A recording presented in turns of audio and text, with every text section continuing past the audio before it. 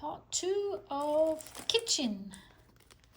Okay, we have these are usually expandable sort of hanging peg rack.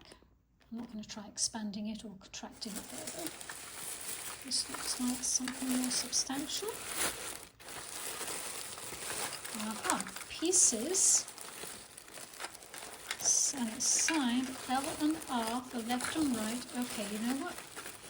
This looks as though this is something where the glue has come loose, so I am actually going to leave that in there so that I'll wrap it back up as it was, so then I will be able to accurately reconstruct it. But I think that's a copper-topped kitchen work table.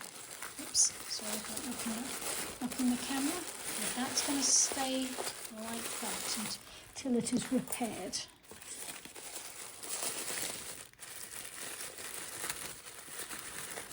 Ah, the wash tub. That's a nice one. It's a nice wash tub. Robert Sutton, 1984. I think that's Robert, isn't it? It's R. Sutton anyway. I think somewhere in another collection that I haven't got to yet. I've got a whole lot of workbench and tools by him. Now, ooh, I know what I see. Does anyone else see what I see? And have the same suspicions that I do? Okay, I think we have treasures in here. First of all, we've got assorted fruit and veg. Let's get these things out of the way, so to speak. More fruit and veg. Those are nicely done bananas. And the pears. And some hanging baskets for produce. And some linens. And mouse and mousetrap. Carrots. Butter churn. Now, looky here. Jane Graber, 1985. I'm guessing these are Jane Graber bowls also. Yes, and look, they're still nicely kept together. So that's a complete set of 3 Jane Graber mixing bowls. But now, this is what my eye went to.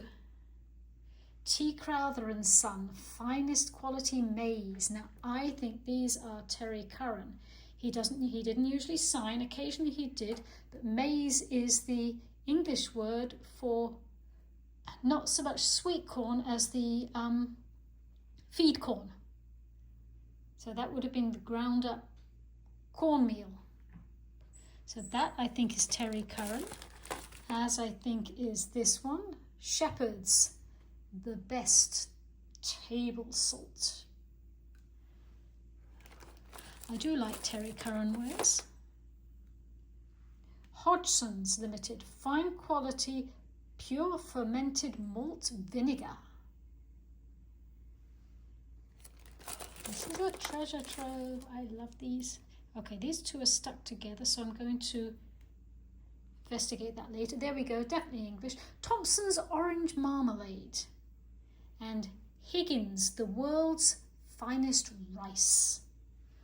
So those two will need some careful easing apart. Olive oil, a delicate little handle.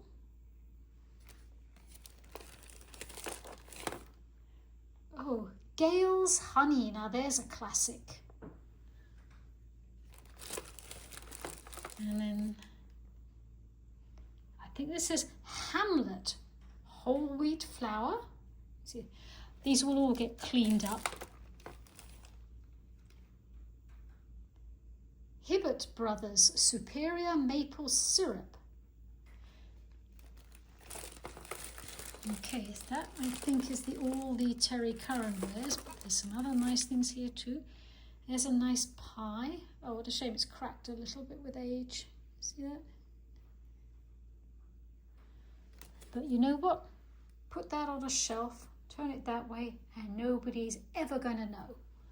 Not that I'd sell it without disclosing that, but if as a end user you can do that. Now this is some nice copperware. I don't know whether it's Getson or whether it's somebody else. That's got some weight to it. I wonder if it's... At some point I'm going to try opening the lid and seeing whether that's got anything else in it, whether by any chance there it's a nested set. That's nice. Very nicely done soldering.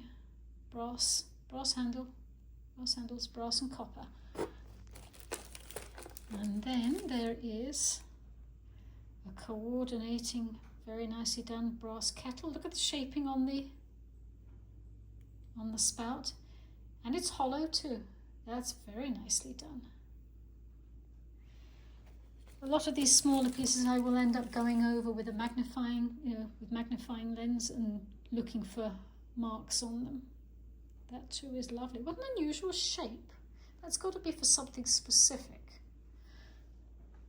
More learning to do, obviously. And the frying pan. Yeah, that's some nice copperware. And what else? There's still a few more little things in here. Those little tools. That's a potato masher, I think, isn't it? And obviously a little sieve or strainer. Little punnet of pears. And